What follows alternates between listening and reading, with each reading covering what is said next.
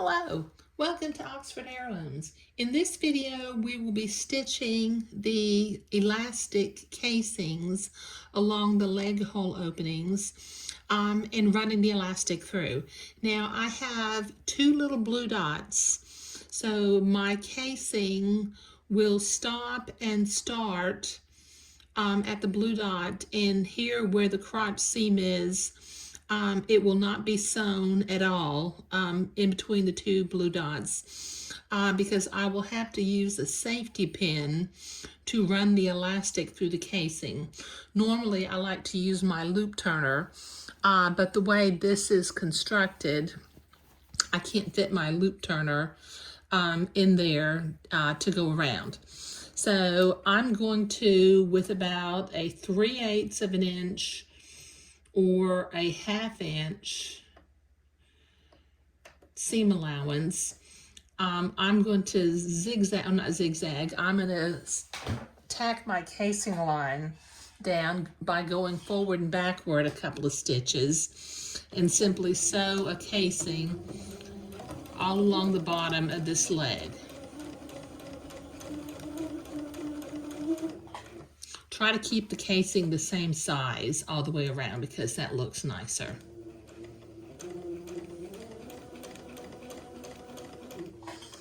Let's see if I can zoom in a little bit.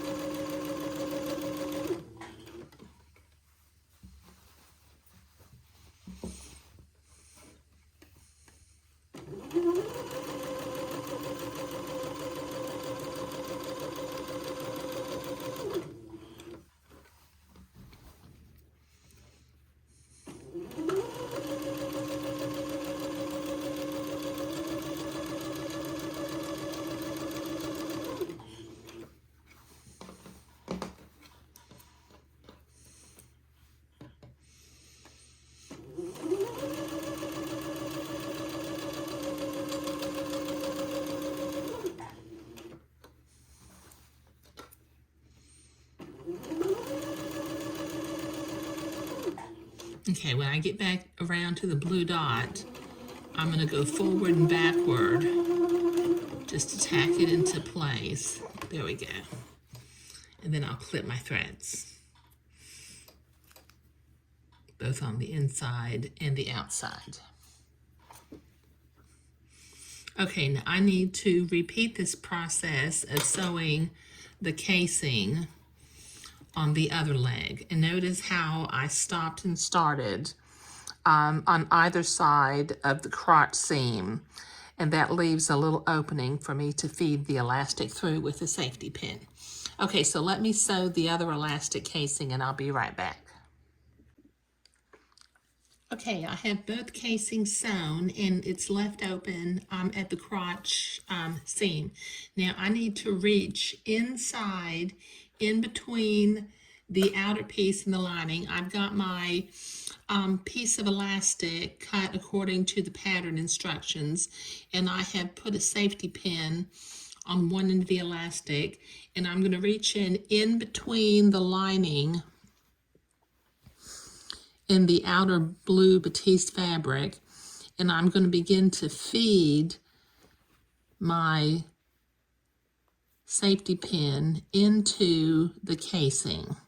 Now I'll have to watch carefully as the end of the elastic catches up with where I stopped sewing the casing because I will need to tack that into place before it accidentally goes too far, or the end of the elastic gets too far into the casing. So every time I pull, you know, I know my elastic is still fairly long right now. So let me be pulling my elastic without letting it, okay, let's see, where's the end of my elastic at?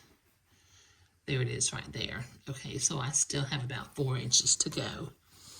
So I'm going to go probably to about this side seam, and then I'll check it again.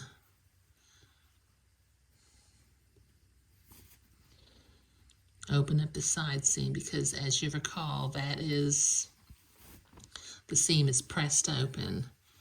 Okay, so let me very carefully, let me find the end. There's, okay, I still have a little ways to go. So let me continue to feed this through.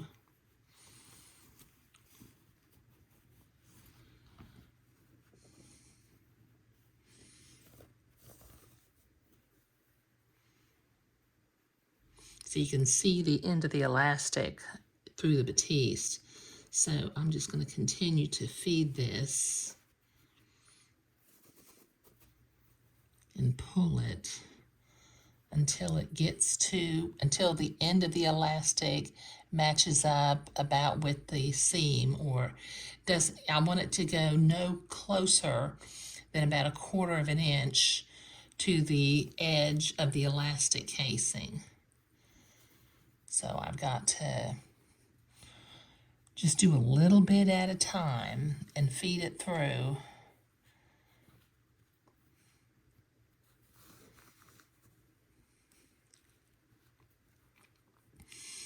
Okay, now it's up in the casing. Let me figure out where the end of the elastic is. I think I feel the end of my elastic right there.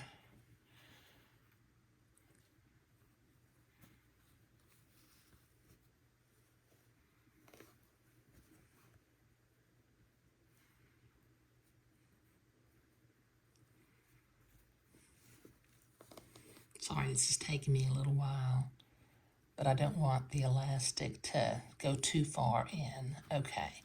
All right, now I've got it where I want it to be. Okay, so I'm going to, with a back and forth stitch, I'm going to stitch this elastic into place at the blue dot. Just go back and forth a couple of times just to tack it into place. Okay, now I can feed the rest of the elastic without worrying about it getting caught inside the casing. Okay, so I will continue to feed and come around to the other end of the elastic casing.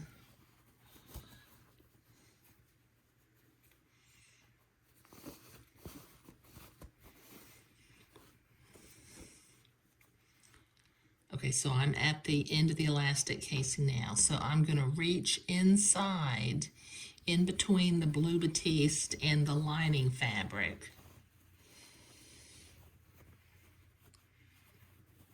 Get in there in the crotch.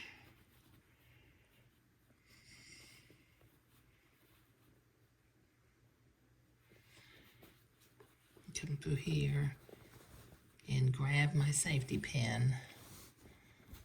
Pull it out a little way, take the safety pin off. I'm going to hang on to the end of the elastic. Let me make sure it's not.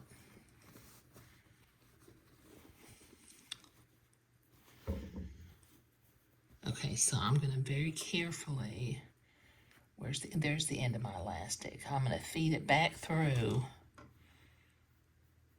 until it's about 1/4 of an inch.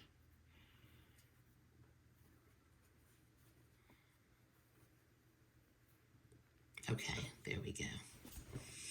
Okay, and once again, I'm going to tap that elastic into place at the end of the casing. Just with some back and forth stitches.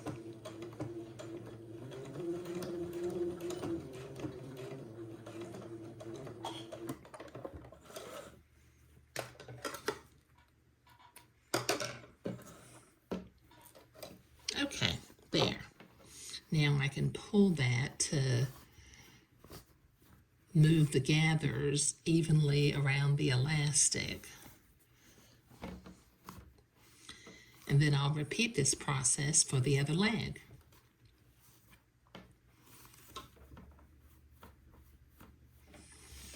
Okay, I'll be right back. Okay, I've got the elastic run through both of my casings, and I have stretched the legs to move the gathers evenly along the elastic. So that's looking really cute. Okay, so in the next video, we'll begin working on the waistband.